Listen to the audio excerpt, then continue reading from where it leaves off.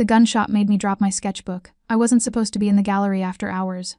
I wasn't supposed to have the key Mr. Hendricks gave me 3 months ago when he said I had real talent and could come practice my restoration work whenever inspiration struck. I definitely wasn't supposed to be crouched behind a 17th century marble statue, watching 2 men bleed onto Italian tile while a third stood over them with a gun still smoking in his hand.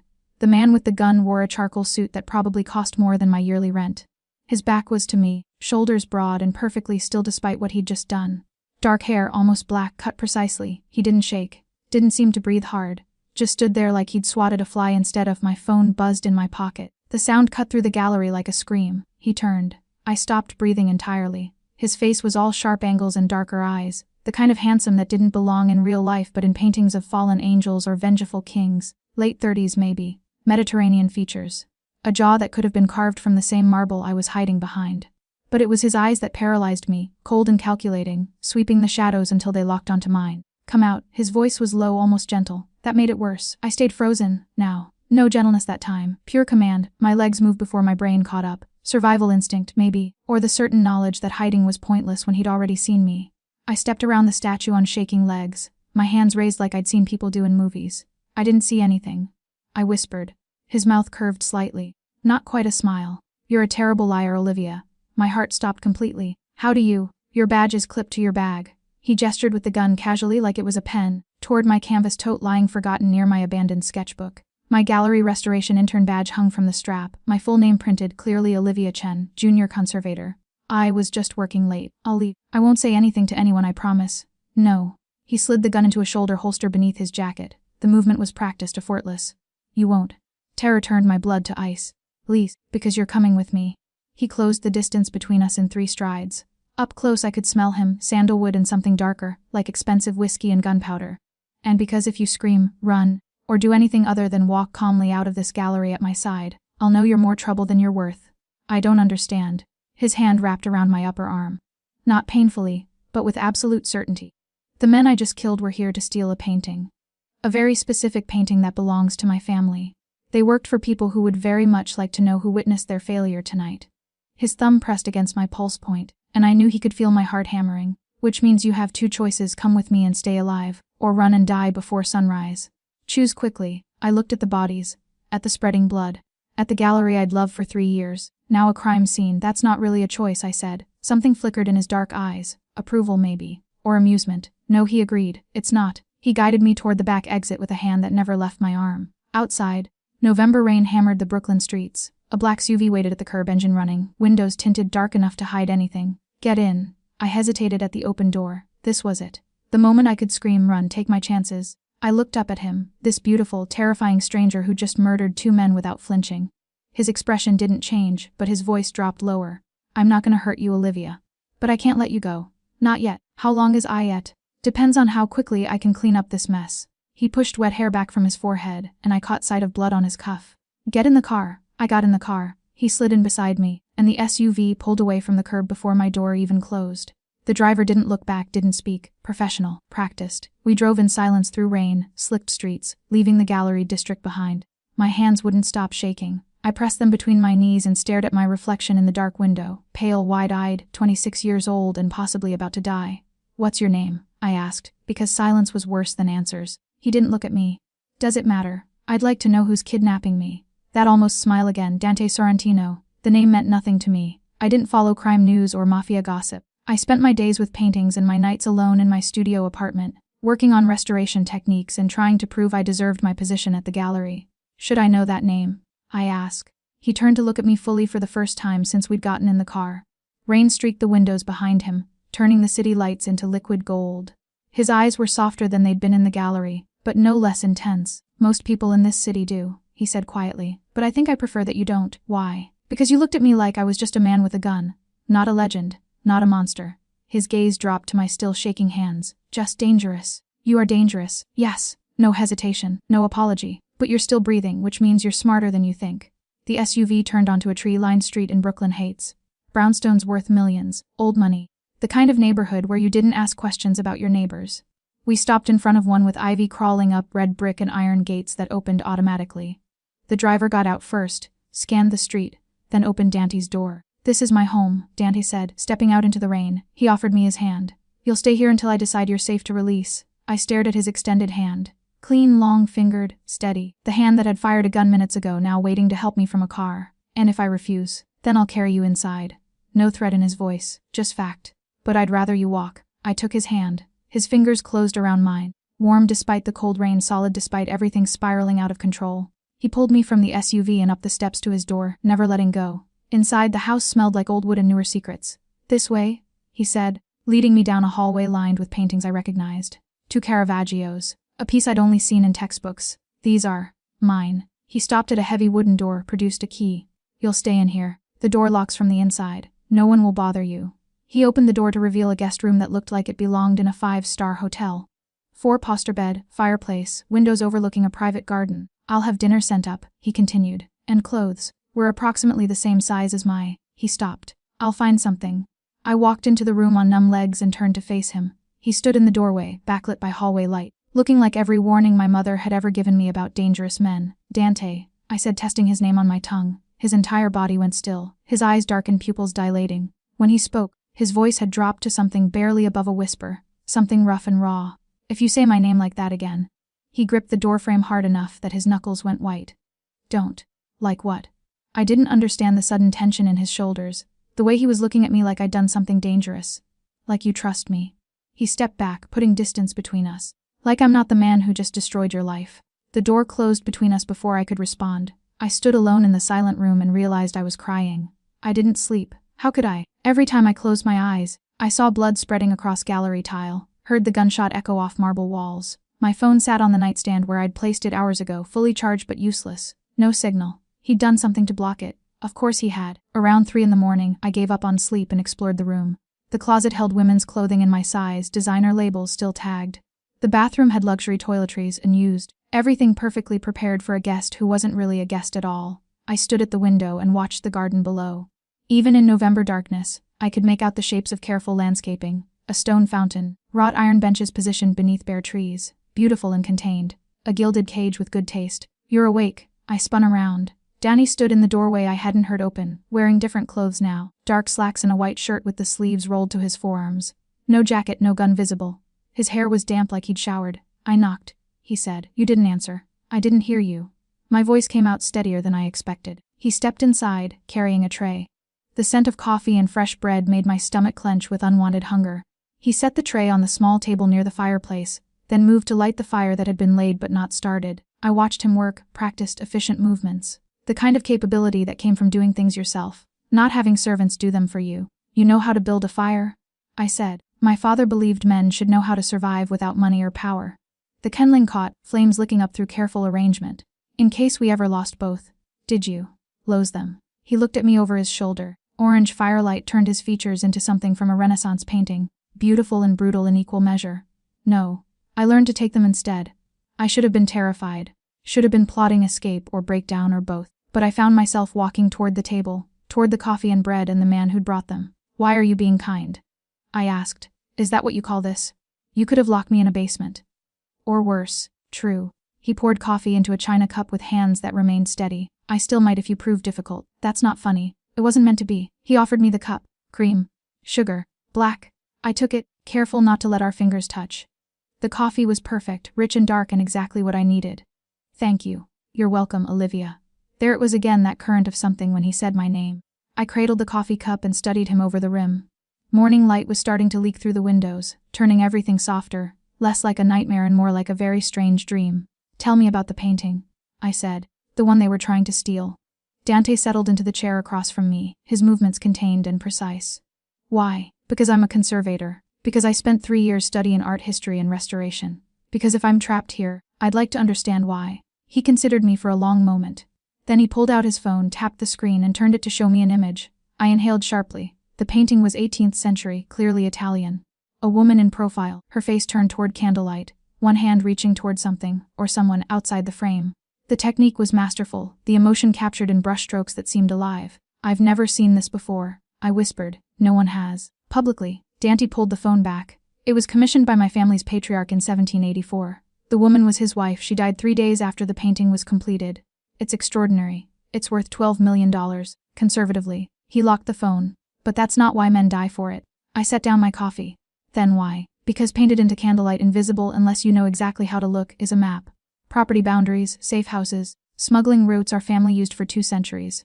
His dark eyes held mine. Whoever owns that painting owns proof of crimes dating back before America existed. Understanding clicked into place. And if the wrong people found that map, my family's empire would collapse. Decades of carefully maintained power gone. He leaned back in his chair, somehow making relaxation look dangerous. The men I killed last night worked for the Marchetti family. They've wanted that painting for years. So you murdered them in my gallery. I killed them before they could kill the security guard who would have discovered them. Then kill me when I arrived to stop them. His tone didn't change. Didn't soften. Less. I should have been horrified, but all I felt was a strange, sick curiosity. How did you know they'd be there? I have people everywhere. He picked up his own coffee. Including in the Marchetti organization. A spy. Several. He sipped, watching me over the rim. You're handling this well. I'm not handling anything. I'm still processing. I pushed my hair back from my face, felt the exhaustion pulling at my bones. When can I leave? When I'm certain you won't be killed the moment you walk out that door. And how long will that take? Days. Maybe weeks. He set down his cup with careful precision. The Marchettis will realize their men failed. They'll look for witnesses. Your name was in the gallery logbook. Cold fear washed over me. They'll come for me. They would have. But as of 2 hours ago, you no longer exist. He stood, moved to the window. Morning light silhouetted his frame. Your apartment caught fire tonight. Electrical fault. Very tragic. No body found, but given the severity of the blaze, you killed me. The words came out flat. I saved you. He turned to face me. Olivia Chen died in that fire. The woman sitting in my house drinking my coffee is simply someone I haven't decided what to do with yet. I stood on shaking legs. You had no right. I had every right. He closed the distance between us in 2 strides. You saw me kill 2 men. That makes you a liability or an asset. I chose to make you the latter. Be erasing my life. Be giving you a new one. His hand came up, almost touching my face before he caught himself. His fingers curled into a fist and dropped. You have a choice, Olivia. Stay dead and stay safe under my protection, or try to reclaim your old life and be dead for real within 48 hours. That's not a choice. No, he agreed, his voice dropping to that rough whisper again. It's not.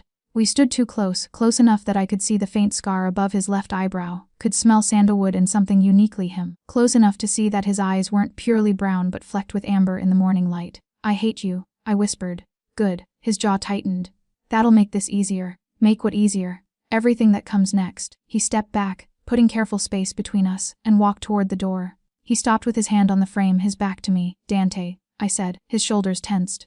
He didn't turn around. If you say my name like that again, he said quietly, dangerously, I won't be able to keep pretending this is just business.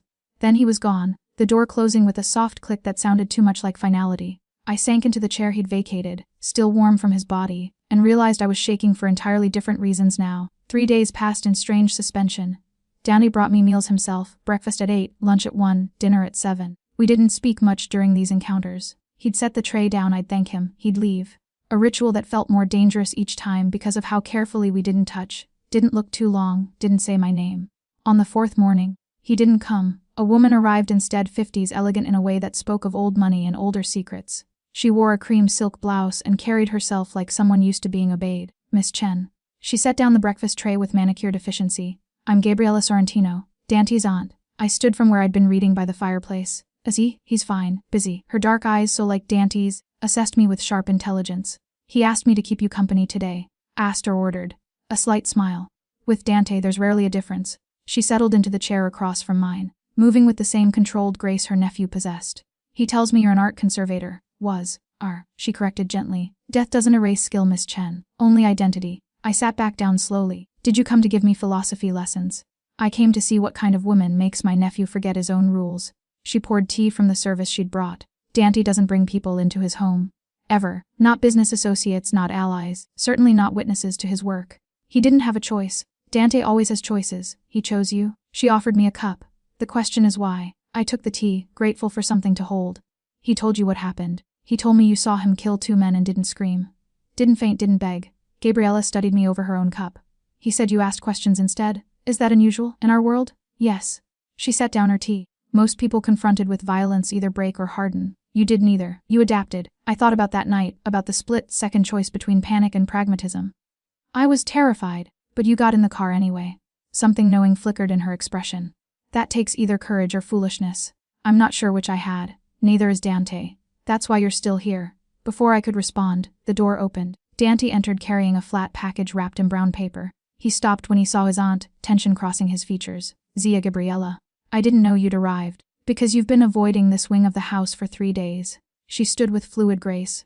I'll leave you to your delivery. Miss Chen, it was illuminating meeting you. She glided past Dante, pausing to touch his arm briefly. They exchanged a look I couldn't read, then she was gone. Dante closed the door and turned to me, still holding the package. What is it? I asked. I thought you might be going insane with boredom. He crossed to where I sat and held out the package. So I brought you something to do. I took it, surprised by the weight. Inside the wrapping was a damaged painting, 17th century, minor Italian artist, the kind of piece that ended up in private collections or museum storage. The frame cracked during transport. Dante explained. The canvas sustained some damage. I thought you could restore it. I stared at him, then at the painting. You brought me work. I brought you purpose. He moved to the window, giving me space. Being trapped is easier when you have something to occupy your mind. He was right, of course. I'd been slowly going mad with nothing but books and firelight and my own spiraling thoughts. I ran my fingers over the damaged canvas, already cataloging what it would need: careful cleaning, retouching, stabilization. Where did you get this? I asked. From my family's collection. We have dozens that need restoration. He turned to look at me. I can bring you more if you'd like. Why are you doing this? Because I'm not a complete monster, despite evidence to the contrary. His mouth curved slightly. And because watching you pace this room like a caged animal was becoming difficult. You've been watching me. There are cameras. He gestured vaguely. Security. Where? I looked around, suddenly conscious of every movement I'd made for days. Would you believe me if I told you? He pushed off from the window, moved closer. Would you trust that I haven't been watching you sleep, or shower, or cry when you think no one can see? My breath caught. Have you? The cameras are in the hallway only. And the garden. He stopped an arm's length away. I'm many things, Olivia, but I'm not a voyeur. There was something in his voice, a threat of offense, maybe even hurt, that made me believe him. Thank you, I said quietly. For the painting, for respecting my privacy. Don't thank me for basic decency. In your world, is it basic? He flinched like I'd struck him. The expression was gone in a heartbeat, replaced by that controlled mask, but I'd seen it. The crack in his armor. No, he admitted. It's not. I set the painting carefully on the table and stood. We were close now, close enough that I had to tilt my head back to meet his eyes. Tell me something true, I said. Something that isn't about business or protection or the men you've killed. Why? Because I've been here 4 days, and I don't know anything about you except that you're dangerous, and you drink your coffee black, and you know how to build a fire. I took a breath. Tell me something real. He was quiet for so long I thought he wouldn't answer. Then he reached into his pocket and pulled out something small, metal. A silver pocket watch, antique and worn. This was my grandfather's, he said, opening it to show me the inscription inside. Il tempo revela tutte le verità. Time reveals all truths. That's beautiful. He gave it to me the day before he was murdered. Dante's thumb traced the inscription. Told me to remember that truth always emerges, no matter how well we bury it. That we can hide things from others, from the world, but never from time. How old were you? 14. He closed the watch with a soft click. I watched them kill him. Couldn't stop it, couldn't save him. His eyes met mine. So I learned to be the one who does the killing instead. The confession hung between us, raw and unexpected. I saw grief in his face, old and deep, the kind that shapes a person from the inside out. I'm sorry. I whispered. Don't be. He tucked the watch away. It made me who I am. And who are you, Dante? His hand came up, fingers ghosting along my jaw without quite touching. That's the question, isn't it? Then he stepped back, breaking whatever spell had fallen over us. I'll have supplies brought up for the restoration, he said, his voice returning to that careful neutrality. Anything you need, Dante? Don't. The word was sharp. Please. He left before I could say anything else, the door closing with familiar finality. I picked up his grandfather's painting and held it to the light, studying the damage that time and carelessness had inflicted. Thinking about truth and time, and the dangerous man who just shown me a piece of his broken heart. The restoration supplies arrived within the hour. Professional-grade solvents, brushes, microscopes, everything I'd need. Someone had listened carefully to my requirements, or Dante knew more about art conservation than he'd let on. I lost myself in the work. It was easier than thinking about the watch, the confession, the ghost of his almost touch against my skin. 2 days passed in focused concentration. I cleaned centuries of grime from the canvas, revealing colors that had been hidden beneath oxidized varnish. The painting showed a young woman at a window, her hand reaching toward light. The symbolism wasn't subtle, but it was affecting. Dante came and went. Sometimes he stayed to watch me work, standing silent by the fireplace. Other times he just brought food and left without a word. The silence between us had changed, become charged with things neither of us would say. On the 6th night of my captivity I woke to voices in the hallway. Can't keep her here indefinitely. A man's voice, unfamiliar, angry. I can do whatever I want. Dante, cold as winter. She's my responsibility. She's a liability. She's under my protection. Your protection? A bitter laugh. Or your obsession. The sound of something hitting a wall. Watch yourself, Marco. Someone needs to. The other man, Marco, spoke lower now, but I could still hear through the door. The Marchettis know she's alive. They have sources in the fire department, the police. They know the body count was wrong. My blood turned to ice. How long have you known? Dante's voice was deadly quiet. Since yesterday. They're searching for her, questioning people from the gallery, her neighbors, anyone who knew her. Then we increase security. Or we eliminate the problem. Silence. Long and terrible. If you're suggesting what I think you're suggesting, Dante said slowly, then you don't know me at all. I know you're compromised. I know you're making decisions with your dick instead of your head. The sound of a scuffle, then Marco's choked gasp. I could kill you for that. Dante said, his voice barely above a whisper. Right here, right now, but you won't. Marco wheezed. Because I'm right. A thud, then footsteps moving away. I pressed my back against the door, heart hammering. They knew I was alive. The Marchettis were hunting me, and Dante was, what, compromised? Obsessed. The door opened suddenly and I stumbled backward. Dante caught me before I fell, his hands steady on my arms. You heard. Not a question. Yes. He released me, ran a hand through his hair. In the dim light from the hallway, I could see blood on his knuckles. Fresh, is he right? I asked. Are you compromised? Yes. The honesty shocked me. Why? Because I should have killed you that night in the gallery. He looked at me with something like misery in his dark eyes. It would have been cleaner. Safer. Better for everyone. Then why didn't you? Because you said my name like it meant something. He laughed, bitter and quiet. Because you looked at me like I was human instead of a monster. Because when I gave you a choice between trusting me and running, you chose wrong and I let you. That doesn't make sense. No, it doesn't. He moved to the window, putting distance between us again. Pack your things. We're leaving in an hour. Leaving where? Somewhere safer. The Marchettis know about this house, or they will soon. He pulled out his phone, typed rapidly. I have a place upstate, isolated, defensible, or you could just let me go. He turned to look at me and the expression on his face made my breath catch. You'd be dead before morning. Is that what you want? I want my life back. That life is gone, Olivia. He crossed to me fast enough that I backed up against the wall. He caught himself inches away, hands pressed to the wall on either side of my head. You died in that fire. The woman you were doesn't exist anymore. Then who am I now? I don't know. His voice dropped to that rough whisper that did dangerous things to my pulse. But I'm starting to think you're mine. I'm not a possession. No. His gaze dropped to my mouth, then away. You're much worse than that. What does that mean? It means you're a complication I can't afford and won't give up. He pushed off the wall, creating space again. It means Marco was right and I don't give a fuck. He walked to the door, then stopped. 1 hour, he said without turning around. Bring only what matters. After he left, I sank onto the bed and tried to control my shaking. This was insane. All of it. I should be terrified, should be planning escape, should be anything except what I was. Curious about where we were going. What would happen when we got there? Why the thought of being his made heat pool low in my stomach instead of fear? I packed quickly. The clothes he'd provided, my restoration tools, the watch I'd found hidden in the nightstand drawer that first night, cheap, plastic, the one I'd been wearing when he took me. Everything else was gone. Burned. Gabriella appeared as I was zipping the bag. So he's running, she said from the doorway. Moving to somewhere safer, he said. Same thing, in our world. She entered, closed the door behind her. Has he told you what you mean to him? He said I'm his. Did he? A knowing smile. Then you're in more danger than you realize. From the Marchettis. From him. She touched my face gently, a gesture that reminded me of my own grandmother. When a Sorrentino man claims something, he doesn't let go. Not for reason, not for safety, not for anything. I don't understand. You will. She pressed something into my hand, a phone. My number is programmed in. If you need help, if things become too much, call me. He'll know, probably. But I think you'll need it anyway. She moved to the door. Be careful with him, Olivia. He's more fragile than he seems. Fragile. I laughed. He murders people. Because it's easier than feeling. But you make him feel. Her expression turned serious. That makes you either his salvation or his destruction. I'm not sure which yet. She left me standing there with the phone hidden in my pocket and questions I couldn't answer. When Dante came to get me, he was all business. Dark clothes, weapons visible, 2 other men with him I didn't recognize. The house was silent as we moved through it, servants gone, lights off, every trace of life erased. Outside, 2 SUVs waited. Dante guided me into the second one, sliding in beside me. How long is the dry? Asked. 3 hours. He didn't look at me. Try to sleep. I can't. Then don't. We drove through the night in tense silence, leaving Brooklyn behind for highways that grew progressively emptier. I watched lights blur past the window and tried not to think about what came next. Tried not to notice how Dante's hand rested on the seat between us, close enough to touch but never touching. Tried not to wonder what would happen when we reached wherever we were going, alone and isolated and far from anything resembling safety.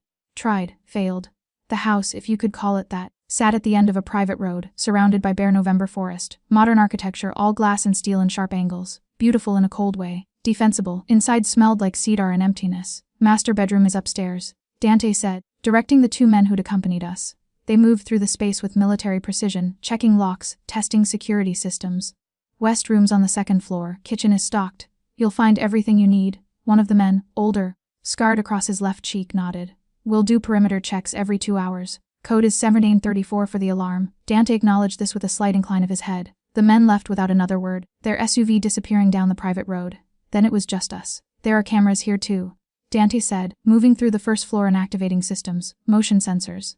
Anyone approaches within a quarter mile will know. Is all that necessary? The Marchettis have resources, patience. He pulled out his phone, checked something. They'll find us eventually, but this buys us time. Time for what? He finally looked at me. To end this. End this, you mean? I mean make it so you can have a life again. Not the one you lost, but something. He set down his phone. There's a war coming, Olivia. Between my family and theirs, it's been building for years. This, you, the painting, everything. It's just the match to the powder keg. Then let me go before it explodes. I can't. Won't. Can't, he repeated, because they know your face now. Know you're connected to me. Even if I wanted to release you, and I'm not saying I do, you'd be leverage. A way to get to me. I sank onto the leather sofa, exhaustion finally catching up. So I'm a prisoner forever. You're protected. He moved closer, crouched in front of me so we were eye level. There's a difference. It doesn't feel different. I know. His hand lifted, almost touched my knee, then dropped. I'm sorry. Are you? More than you could possibly understand. He stood abruptly, put space between us. Your room is the second door on the left. Bathroom and suite. I'm down the hall if you need anything. Like what? Permission to breathe. The barb hit home. I saw it in the way his shoulders tensed, the muscle jumping in his jaw. Like protection if someone breaches the perimeter, he said quietly. Like company if the isolation becomes too much. Like, he stopped. Never mind, Dante. Get some sleep, Olivia, please. He disappeared upstairs before I could respond. I sat in the silent house and listened to night sounds through insulated glass. Somewhere an owl called. Wind moved through bare branches. Normal sounds that felt alien after days of Brooklyn streets and brownstone creeks. I should have been planning escape. Should have been looking for weaknesses in his security, opportunities to run. Instead, I went upstairs and found my room. Clean, modern, impersonal. I showered in water too hot. Dressed in one of the silk nightgowns someone had packed for me. And tried to sleep. Failed. Around 3 in the morning, I gave up and wandered downstairs. The house was dark except for moonlight through floor-to-ceiling windows. I found the kitchen, all marble and stainless steel, and made tea. Couldn't sleep either. I spun around. Dante stood in the doorway, wearing only dark sleep pants. His chest was bare, revealing more scars than I'd expected. Old wounds, badly healed, evidence of a violent life. I didn't mean to wake you, I said. You didn't, I don't sleep much. He moved into the kitchen, keeping careful distance. Occupational hazard. Off being a criminal. Off having too many enemies and too much conscience.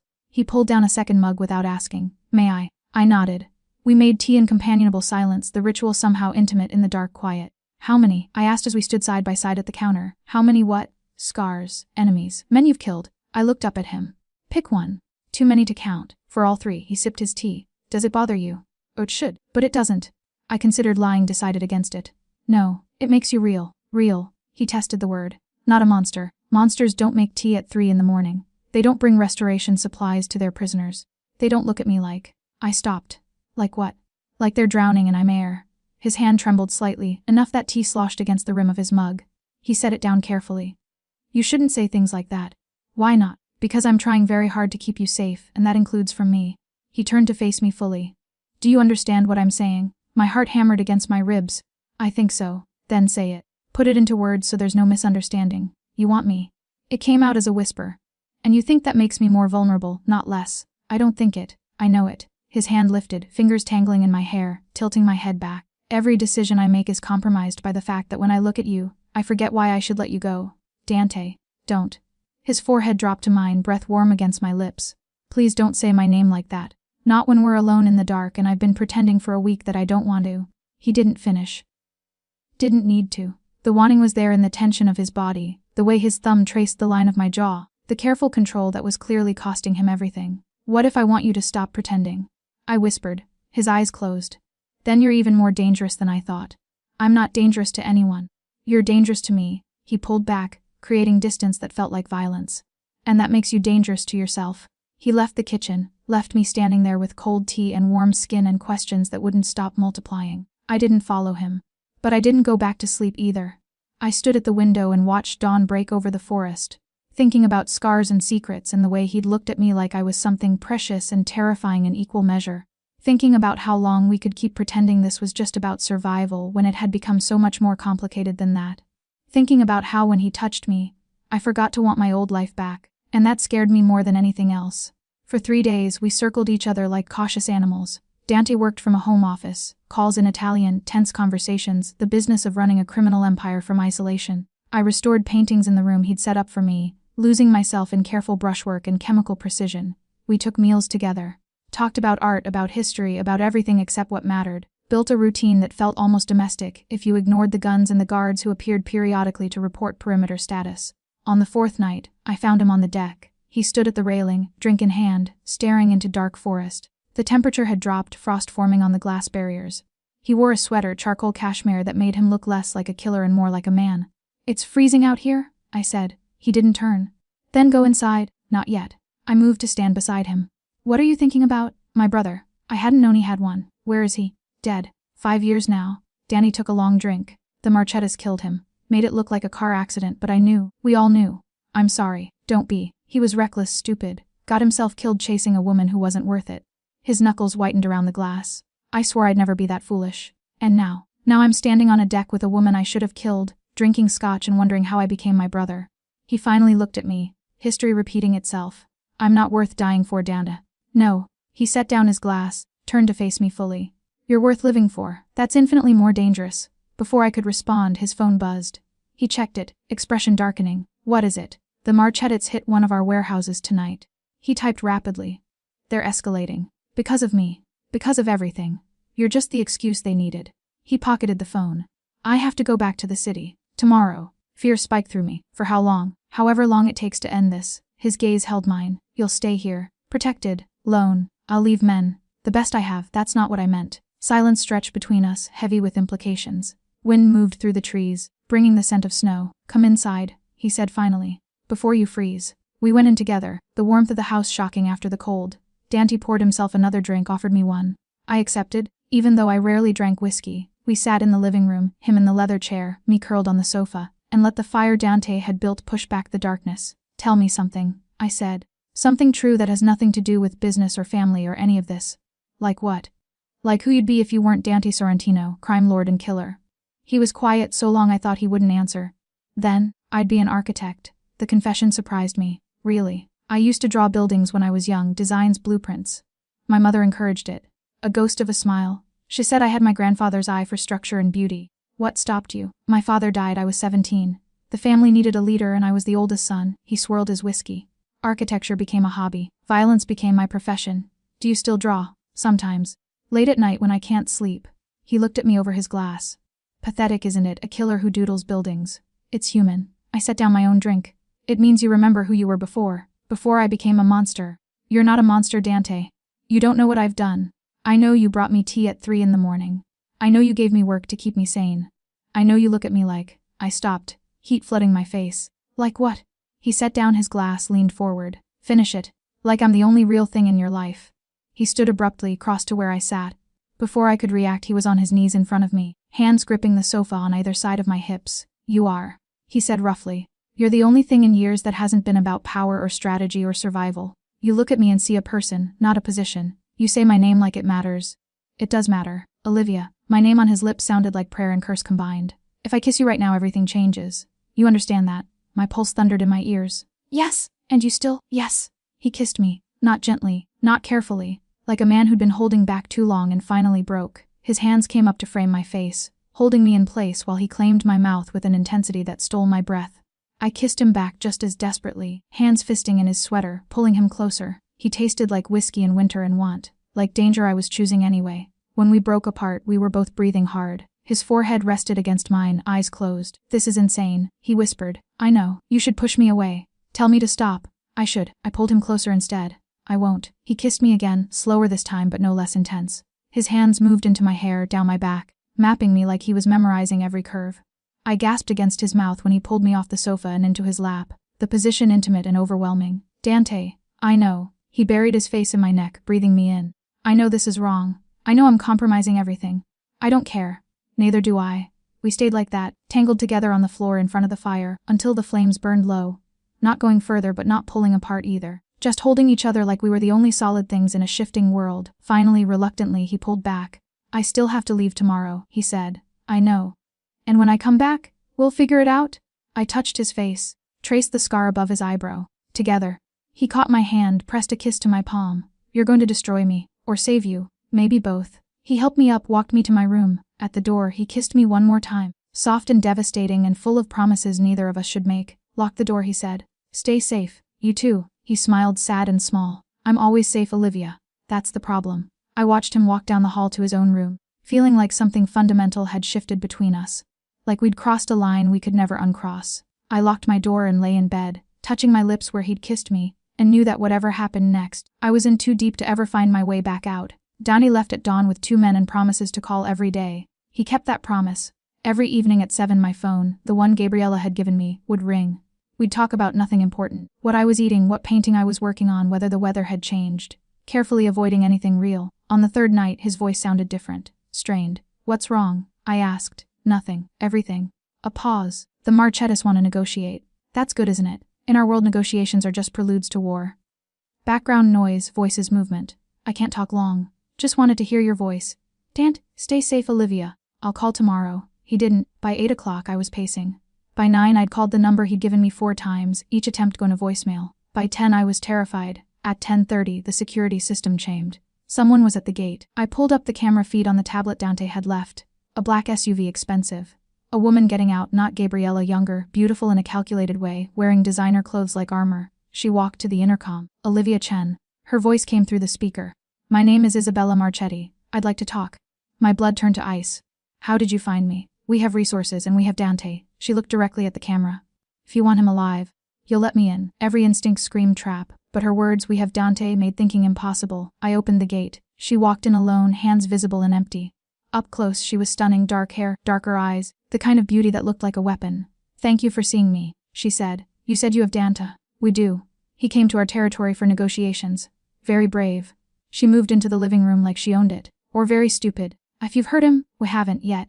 She turned to face me. That depends on you. What do you want? The painting. The one with our secrets buried in candlelight. Her smile was cold. Give it to us, and dine to Lev's. I don't have it, but you know where it is. You're an art conservator after all. Quite good from what I understand. She pulled out her phone, showed me an image, Dante bound to a chair, blood on his face. Alive but hurt, my legs almost gave out. Don't hurt him. Then get us the painting. She pocketed the phone. You have 48 hours after that. We start removing pieces of him. Fingers first, I think. You can. Dante keeps detailed records. Security codes, locations, everything. She moved closer. I'm betting he trusted you with access. Men in love are so predictably stupid. He's not in love with me. No, she laughed. Then why did he risk everything to keep you alive? Why are you here? In his private sanctuary, wearing his protection like a crown. Her expression hardened. He loves you. That makes you useful. She walked to the door, paused. 48 hours, Miss Chen. The painting for Dante's life. Choose wisely. Then she was gone. I collapsed onto the sofa, shaking so hard I could barely breathe. They had him. Were hurting him. Would kill him unless I betrayed everything he'd protected. The choice was impossible. I grabbed my phone, the one from Gabriella, and called her number. She answered on the first ring. Olivia, they have Dante. The words tumbled out. The Marchettis, they want the painting. 48 hours or they'll slow down. Tell me everything. I did. Everything Isabella had said. Everything she'd shown me. When I finished, Gabriella was quiet for a long moment. She wasn't lying. She said finally. Dante went to meet them this morning. He never came back. What do I do? You give them the painting. But the secrets, the map, everything Dante was protecting, is worth less than his life. Her voice was firm. The painting is in his office. Behind the Caravaggio there's a safe. Code is 1784, the year it was commissioned. You want me to betray him. I want you to save him. There's a difference. He'll never forgive me. Probably not. But he'll be alive to hate you. A pause. Olivia, listen carefully. Dante would die before letting you sacrifice yourself. But he's not here to make that choice. You are. She was right. God help me, she was right. What do I do after I get it? Call Isabella. Arrange the exchange. I'll have people nearby, but they won't interfere unless things go wrong. And if they do go wrong, then pray. She hung up. I sat in the silent house and thought about choices, about love, about the man who'd kissed me like I was salvation and damnation combined. Then I went to his office. The painting was exactly where Gabriella said, behind the Caravaggio, the safe hidden in the wall. I entered the code with shaking fingers. Inside was the painting. Smaller than I'd imagined, more beautiful. The woman's face seemed to glow in candlelight, her reaching hand frozen in eternal yearning. I lifted it carefully, seeing now what Dante had described. The faint lines in the candlelight, visible only at certain angles. The map that could destroy his family. My phone buzzed. A text from an unknown number. TikTok. Miss Chen. 47 hours. I carried the painting downstairs and called Isabella. Smart girl, she purred when she answered. You have it? Yes. Excellent. Tomorrow night. Pier 17. Come alone, bring the painting. We'll bring Dante. How do I know you won't kill us both? You don't. But what choice do you have? She hung up. I set the painting on the table and stared at it. This small piece of canvas, worth $12 million and countless secrets. The thing Dante had killed to protect, that I was about to hand over to his enemies. To save his life, my phone rang. Gabriella. I heard the call. She said, I'll have people at the piers, back up. But Olivia, this is dangerous. They might not honor the exchange. I know. You could run. Take the painting and disappear. We'd help you, and leave Dante to die. I touched the painting's frame. No. He really got to you, didn't he? I thought about tea at 3 a.m, about kisses by firelight, about the way he'd looked at me like I was the only real thing in his world. Yes. I whispered. He really did. Then God help you both. She paused. One more thing. If they kill him anyway, if this goes wrong, run. Don't try to be a hero. Just run and don't look back. I can't promise that. I know. But I had to say it anyway. She hung up. I spent the night sitting with the painting, memorizing every brushstroke, thinking about the woman reaching toward light, never quite touching it, wondering if that's what I was doing, reaching for something I could never hold, wondering if Dante would forgive me for saving him, wondering if I'd live long enough to find out. Pier 17 at midnight was exactly as ominous as it sounded. The waterfront was deserted, warehouses dark against darker sky. Wind off the harbor brought the smell of salt and old oil. My footsteps echoed on concrete as I walked toward the meeting point, the painting wrapped in protective cloth and tucked under my arm. I wasn't alone, even though I looked it. Gabriella's people were out there somewhere, shadows with guns, watching and waiting. The thought should have comforted me. It didn't. 3 black SUVs waited at the pier's edge. Men in expensive suits formed a perimeter. In the center stood Isabella Marchetti, looking like she was attending a gala instead of a hostage exchange. Miss Chen. She smiled. Right on time. Where is he? She gestured. 2 men pulled Dante from the middle vehicle. My heart shattered. He was alive but barely. Bruised, bloodied, moving stiffly like ribs were broken. They'd hurt him badly. When he saw me, something like horror crossed his face. Olivia, no. His voice was rough, damaged. You shouldn't have.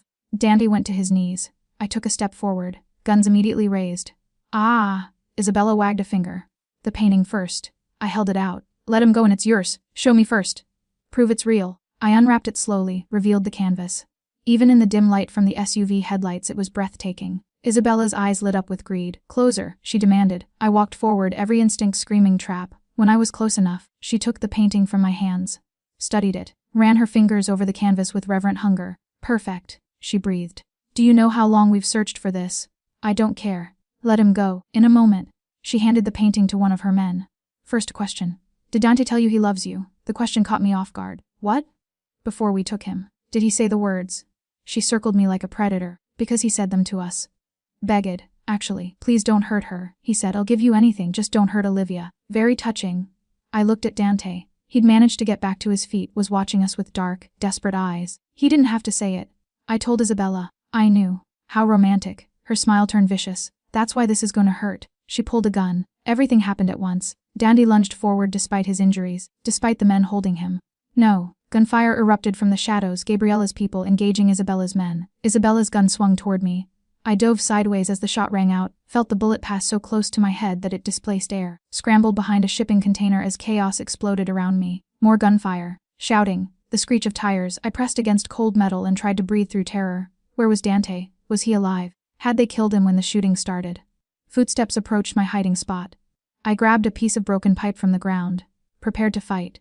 Dante appeared around the container. Relief hit me so hard I almost dropped the pipe. He was bleeding from a new cut above his eye, moving like everything hurt, but alive. Alive, Dante. He grabbed me, pulled me against him with desperate strength. Are you hurt? No, I'm fine, but you. Won't need to move. Now. He took my hand and pulled me from cover. The pier was a war zone. Bodies on the ground, some Marchetti, some Sorrentino. The SUVs were riddled with bullets. But Isabella was gone along with the painting. She took it, I said. I know. Dante kept us moving toward a different vehicle, one of Gabriella's. Doesn't matter, doesn't matter. Everything you protected, all those secrets, mean nothing compared to you being alive. He pushed me into the back seat, slid in beside me. Drive, he told the driver. We pulled away from the pier as police sirens wailed in the distance. Dante slumped against the seat, breathing hard, blood soaking through his shirt. You're hurt. I said, reaching for him. You're bleeding. I said I'm fine. He grabbed my hand, squeezed hard enough to hurt. Why did you do it? You know why. Say it. His eyes burned into mine. I need to hear you say it. Because I love you. The confession came out broken. Because the thought of them killing you was worse than any betrayal. Because I can't. He kissed me. Hard and desperate and tasting of blood. His hands framed my face, holding me like I might disappear. When we broke apart, we were both shaking. You shouldn't have come, he said against my lips. It was a trap. They were always going to kill us both. I know. Then why? Because you would have done the same for me. I touched his face, felt him flinch from pain. Because some things are worth dying for. Not me. I'm not worth. You are. I kissed him again, gentler. To me you are. He pulled me onto his lap, careful of his injuries, and buried his face in my neck.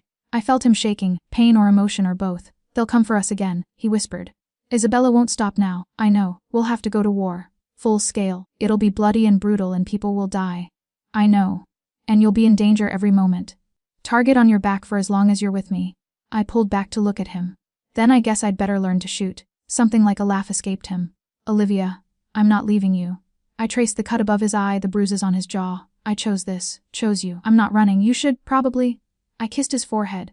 I won't. We drove through the night toward one of Gabriella's safe houses, leaving the blood and bullets behind.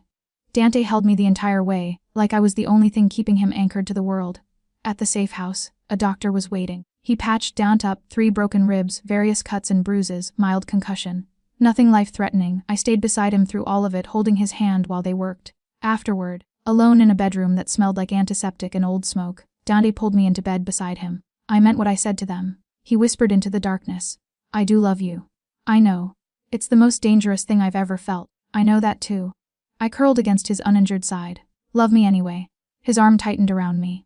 I don't think I could stop if I tried. We lay in the dark together, listening to each other breathe, knowing that tomorrow would bring war and violence and consequences we couldn't avoid. But tonight we had this. Each other. Alive against all odds. It would have to be enough. War came faster than expected. The Marchettas hit 2 Sorrentino businesses within 48 hours. Dante retaliated by destroying their drug pipeline and exposing 3 of their politicians.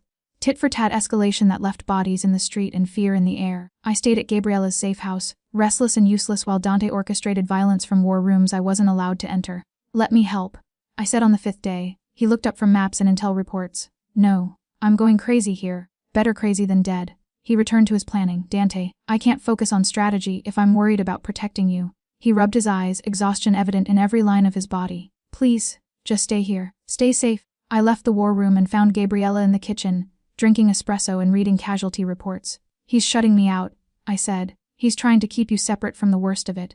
She set down her cup. Trying to preserve some innocence you have left. I stopped being innocent the moment I got in his car. No, you stopped being innocent the moment you chose to save him instead of yourself. Her expression softened. But he's right to protect you. Olivia, what's coming is going to be ugly. I want to help. By being alive. By giving him something to fight for beyond power and revenge. She stood. Trust me, your presence is more powerful than you know. That night, Dante came to bed late. I woke when he slid in beside me, smelling of gun oil and exhaustion. What happened? I whispered. We took out their weapons cache. They retaliated by burning one of our clubs. He pulled me against him. 3 people died. Our people. Sorry, it's the cost. His voice was hollow. Always is. I turned in his arms to face him. Even in darkness, I could see the weight in his eyes, the way violence was slowly crushing something inside him. Talk to me, I said. About what? Anything? What you're feeling? Can't afford to. That's a lie. I touched his face. I see it. The guilt, the exhaustion. The way this is killing you piece by piece. He was quiet for so long I thought he wouldn't respond. Then, when I was 14 and they killed my grandfather, I swore I'd never let anyone hurt our family again. I'd be strong enough, ruthless enough, to protect everyone. His thumb traced circles on my hip. But people keep dying anyway, and I keep making the same choice, their blood for our survival. You didn't start this war. No, but I'm perpetuating it for what? Pride. Territory. A painting we don't even have anymore. He laughed bitterly. Maybe my brother had the right idea. Maybe dying for love is better than living for this. I kissed him. Soft and slow and trying to pour every ounce of comfort into the contact. He responded desperately, rolling us so he was above me, deepening the kiss until we were both breathless. Olivia, he whispered against my lips. If something happens to me, don't. Listen. If I don't make it through this, stop. I pulled him down, Kit, to say goodbye. Not yet. I'm trying to be realistic. Be here instead. Right now. With me. He searched my face in the darkness. Whatever he saw there made him close his eyes. rest his forehead against mine. I want you, he said quietly. Need you, but I won't take advantage. You're not. I pulled at his shirt. I want this. Want you? Olivia, please. My hands found skin, traced the scars I'd memorized. Let me have this. Let us have this. He surrendered. We made love slowly, carefully, like we were memorizing each other. Every touch deliberate, every kiss meaningful. Not just physical release but emotional connection, choosing each other despite danger, despite sense, despite everything that said this was doomed. Afterward, we lay tangled together, breathing hard, hearts hammering in sync. I love you, he whispered.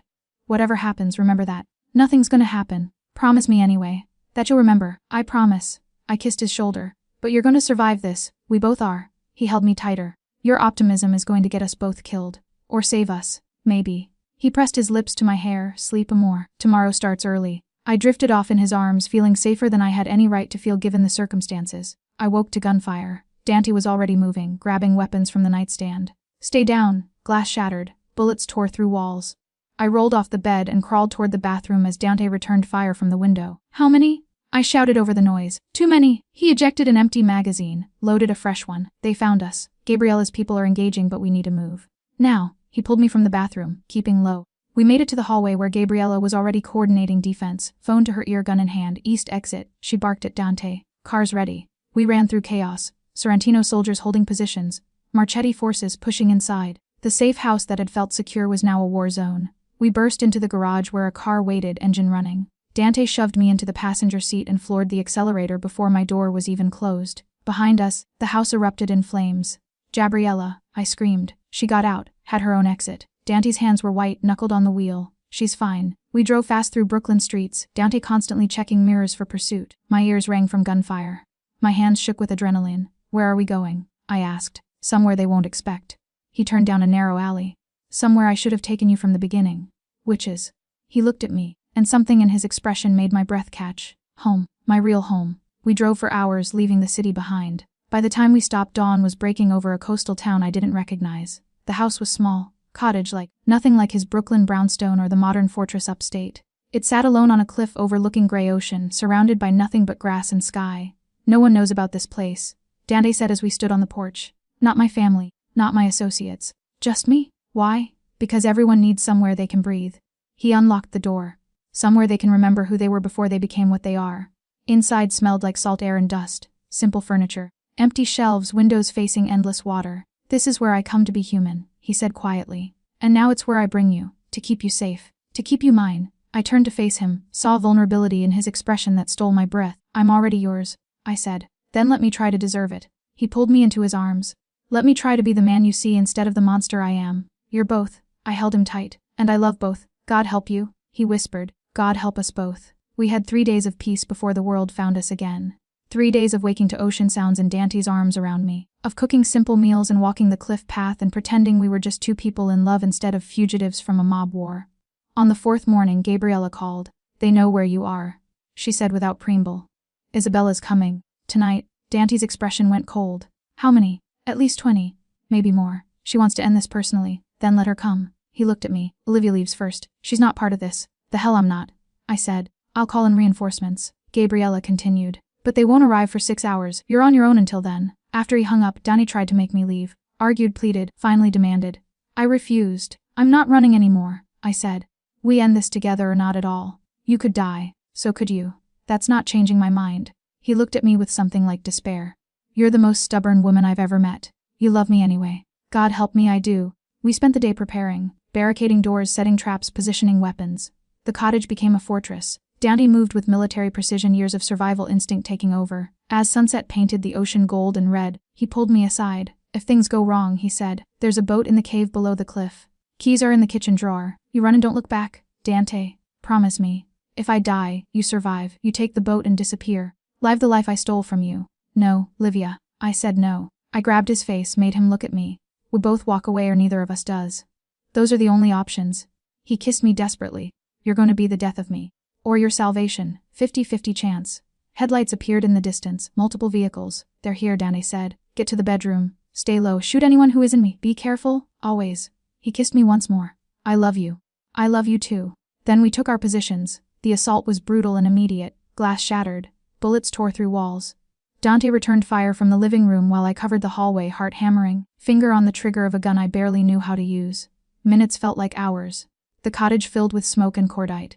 I shot at shadows, hit at least 2 men, tried not to think about what that meant. Then Isabella's voice cut through the chaos. "Ceasefire?" Silence fell, broken only by ringing ears and labored breathing. "Danny Sorrentino!" Isabella called. "Let's talk. Just you and me." "Go to hell." Dante shouted back. "I have something you want." Movement outside. Then I saw it, a figure thrown into the light from the vehicles. A man bound and bloodied. Marco, Dante's cousin, his second in command. "We took him this morning," Isabella continued. "He told us some interesting things about your organization, your secrets, your weaknesses." A pause. "He also told us about the woman you're hiding.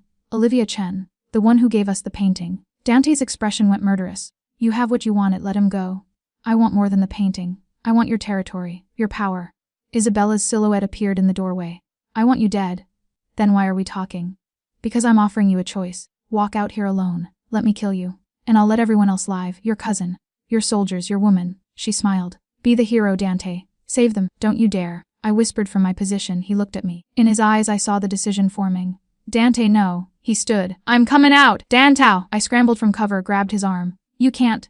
"I can end this. Save everyone." He cupped my face. "Including you." "I don't want to be saved if it costs your life. And I can't live if yours is the price." He kissed me hard and fast. "Go to the boat, please. Don't watch this." He pulled away. Walked toward the door. I raised my gun. Shot Isabella Marchetti in the shoulder. Chaos erupted instantly. Dante dove back as Isabella's men returned fire. But the shot had bought us seconds for reinforcements to arrive. Sirens. Flashing lights. Federal agents swarming the property. "If I..." "Drop your weapons." Confusion, shouting. The Marchetti forces scattering. Dante grabbed me, pulled me to the floor as agents flooded the cottage. I didn't understand what was happening until I saw her. A woman in FBI gear, removing her helmet. "Gabriella, Federal Agent Gabriella Sorrentino," she announced. Everyone on the ground. Now, understanding crashed over me. She was FBI, had been the whole time. Working undercover in her own family. Within minutes the Marchetti forces were in custody. Isabella was being treated for her gunshot mine and shouting about lawyers. Marco was freed, alive if battered. Dante and I stood in the ruins of the cottage, covered in dust and blood, watching our war end with handcuffs and Miranda rights. Gabriella approached. "You have 2 choices," she told Dante. "Come with me willingly and testify against the Marchettis, or I arrest you too. You've been gathering evidence on me for years." Dante said quietly, "Yes. But I'd rather have you as a witness than a defendant." She looked at me. "You too, Miss Chen. Your testimony about the painting, the kidnapping, all of it helps." "I'm not testifying against him," I said immediately. "Not against." With Gabriella's expression softened. "I can offer protection, new identities, a chance at the life you both gave up." Dante looked at me. "Olivia. Together," I said. "Whatever we choose, we do it together." He pulled me against him, buried his face in my hair. "Together." To Gabriella, he said, "We'll testify. On one condition." "Which is?" "When this is over, she gets her life back, real life. Not witness protection, not hiding." His arms tightened around me. "She deserves that much." "And you?" Gabriella asked. "I'll take whatever punishment comes. As long as she's safe." "No," I said. "Not without you. We're in this together." He kissed my temple. "I know, but let me try to fix what I broke." 3 months later, the cottage looked different in spring, green grass instead of brown. Flowers blooming on the cliff path. Ocean still gray but softer somehow. Forgiving. I stood on the porch with morning coffee, watching seabirds wheel overhead. Behind me, the door opened. Dante emerged, hair still wet from the shower, moving easier now that his ribs had fully healed. He wrapped his arms around me from behind, chin resting on my shoulder. "Thinking," he asked, "about how strange normal feels. Is that good or bad?" "Good, terrifying." "Both." I leaned back against him. "The trial starts next week." "I know. Are you ready?" "To testify against the people who killed my grandfather, who tried to kill us." He kissed my neck. Yes, the Marchetti empire had crumbled under federal investigation. Isabella was facing life in prison. Others had turned evidence, seeking deals. The painting, now in federal custody, had revealed exactly what Dante said it would: centuries of crimes, neatly documented in candlelight. Dante's testimony would seal their fate. And his own. "Gabriella thinks you'll get immunity," I said. "For cooperating." "Maybe not." He turned me to face him. "Does it matter? You could go to prison. I've done things that deserve prison." His thumb traced my cheekbone. "But I've also done one thing right." "What's that?" "I loved you." He smiled, small and genuine. "Everything else might be broken, but that's real." I kissed him, tasting coffee and morning and the future we were building from ruins. "I got an offer yesterday," I said when we broke apart. "From a museum in Portland, restoration position, real work. You should take it. It's across the country." "I know." His expression turned serious. "You should still take it. Build the life you deserve." "What about you? After the trial, if I'm not in prison?" He pulled me closer. "I'll learn to be the man who deserves to follow you there." "You already are, liar." But he smiled. I love you anyway. We stood on the porch as morning brightened, two people who'd found each other in violence and chosen love instead. The past was bloody, the future uncertain. But we had this ocean breeze and coffee cups and each other's heartbeats. We had mornings and choices and the radical decision to build something new from everything we'd destroyed. It wasn't the ending either of us expected. It was better. Because we chose it. Together. And that made all the difference.